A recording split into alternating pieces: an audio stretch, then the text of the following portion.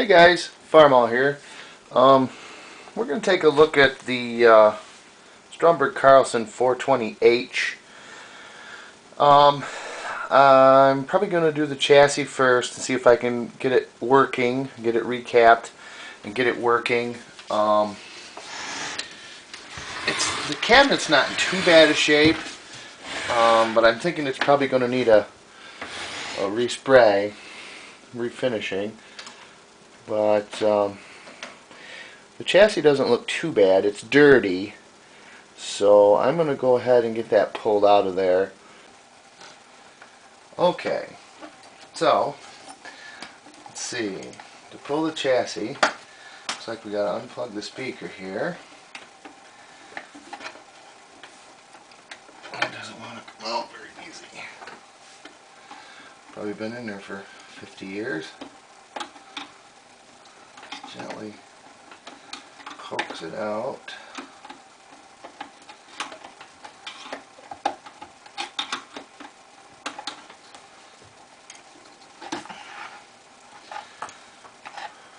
It's a 6-pin. Doesn't have a pin here, but it's a 6-pin connector. Let's see here. There's 4 big screws on the bottom.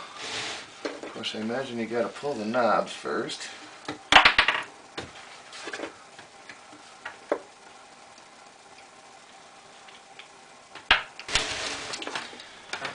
Alright, once you got all 4 knobs out, then just take the screws out of the bottom of the chassis.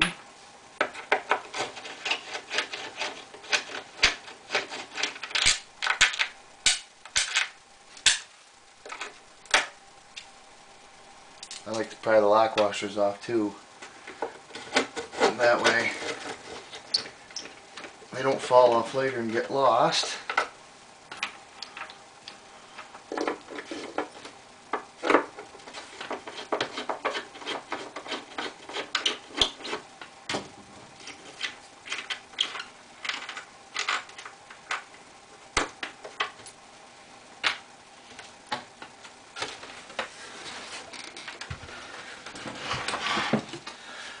I think the whole chassis should just come right out.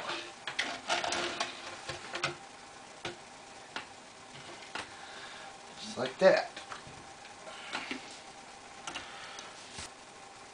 So we'll set the cabinet aside.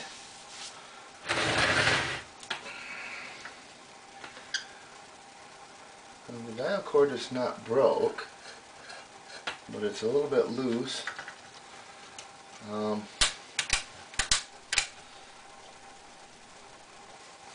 The rest of the controls work. This one is a bit stiff. I think we'll probably take the glass out.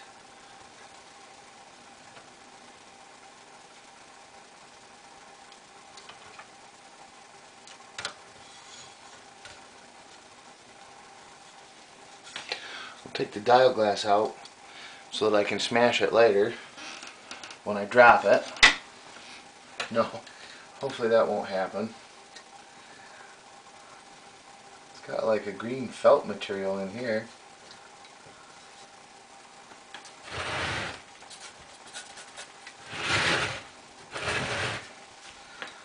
So I guess I'm going to disassemble the chassis, but let's look underneath.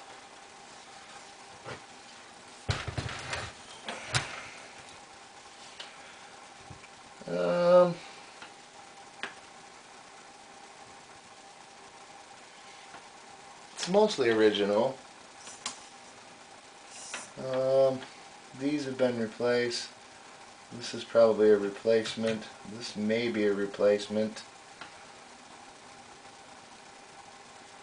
These may be replacements. But other than that, it looks fairly original.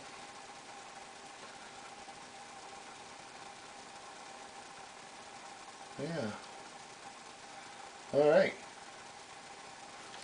well, I guess we will see about cleaning it up and probably pull the tubes and start working on it. Alrighty, I've started doing some of the recapping. I replaced these two right here so far. Quite a few to go. This is a replacement for one of the electrolytics in the can. I'll be replacing all of them. There's still 1, 2, 3 down here. This is a resistor. That one, this one, this one, probably those two orange drops I'll replace just for symmetry. I'll probably hang on to those. And this one and the other two that are in the can will get replaced, but we're making progress. Alrighty, I decided to restuff the capacitor only because there's really no good place to put the capacitors that are inside this can. Mainly this one here, this resistor ties to it, and it's tied to a tie point here, and there's really no good other place to put a couple of the caps, and without rewiring the entire thing and changing the whole thing, and I really don't want to do that. So this is my first time I've ever tried restuffing a cap, and thanks to Bob Anderson, I watched a couple of his videos where he's taken these apart and restuffed them. So basically you just carefully pry the edge away, trying not to, you know, mar it up too bad, because you will have to reseal that, and it kind of shows. And then heat it up with a heat gun. There's some tar, you can just barely see it in the end of there, that holds the whole thing in, and once you heat that tar up and it melts, it pulls right out. And then you just clip off the old leads and throw the junk on the inside away. And this is the new cap. There's 4 capacitors in here, and I drilled 4 little holes next to each of the pins, 1 hole next to each pin to fish the lead through. And then the ground is tied to this common copper wire here, which will connect to this ring once the thing is all assembled. So this basically just slides right in here.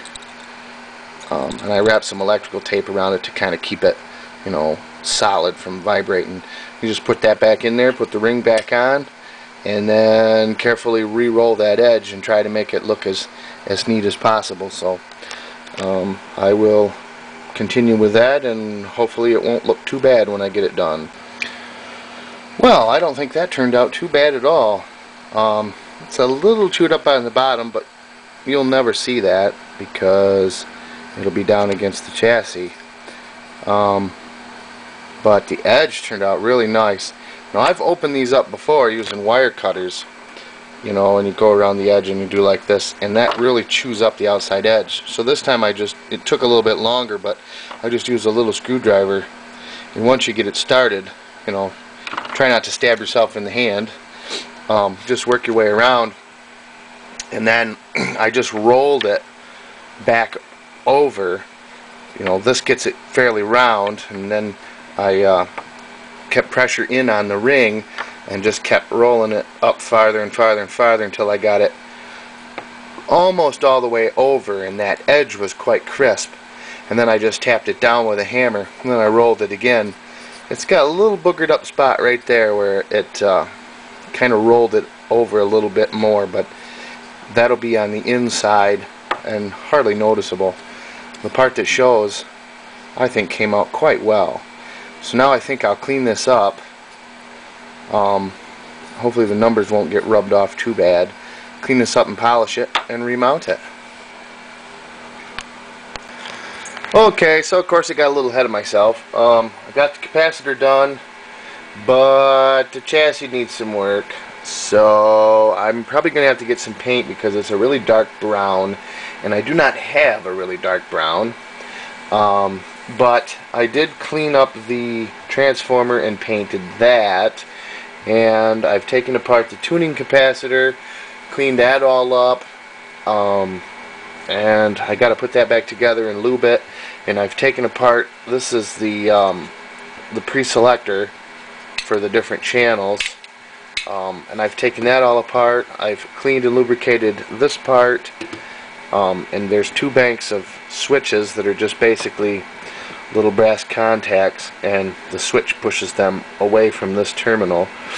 So I've sanded all those and lubricated them with some deoxit D5, cleaned and lubricated those, and I just got to put that back together. And yeah, it's always something. It's never as simple as I think when I go into it, but it's all got to be done. So, you know, while the transformer's drying, excuse me, while the transformer's drying, I can work on other stuff like this, you know, get the tubes all cleaned up and everything like that. So anyway, we're making progress. Well, I've got the transformer painted. The lid is in a gloss black, and the sides are like a semi-gloss or satin black. And I've started masking off the rest of the components on the chassis. It is a copper plated chassis, but there's some really bad rusting in a couple of these spots, and I thought it might be kind of neat to just take the paint off and make it copper colored. But you can see I've sanded this to where the copper is starting to come off a little bit right here, and you still can't get rid of that pitting and the rust. So I mean, it's smooth, you know, you can't feel any pitting there, but the dark spots, you know, you can't get them out without removing the copper. And you know, it's supposed to be a painted. It's almost black. It looks black from the back, but from the front side, it's actually more of a brownish color, very, very dark brown. If I can't find anything that I like, I'll probably just paint it black. You can see though the contrast between this and this. You know, this is like a bronze or very dark brown color.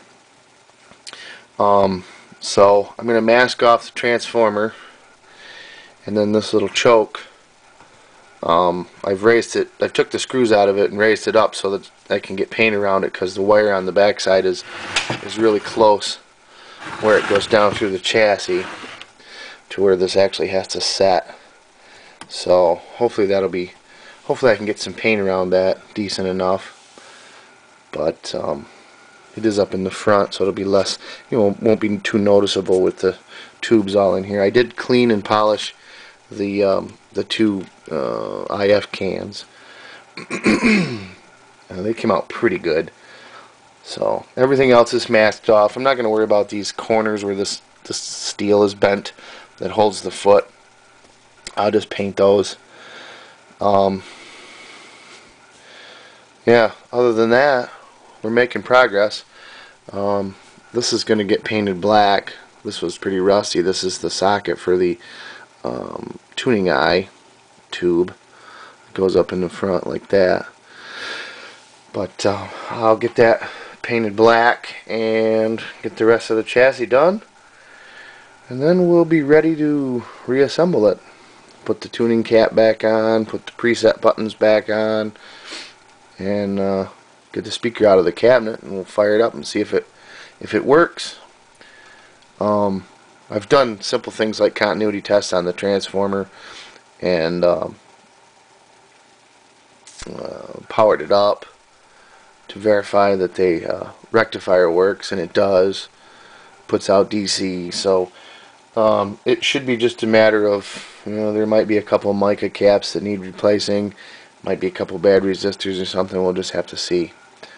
But it's coming along anyway. So that's probably going to be it for this portion. I'll upload this, and stay tuned for part 2. Thanks for watching.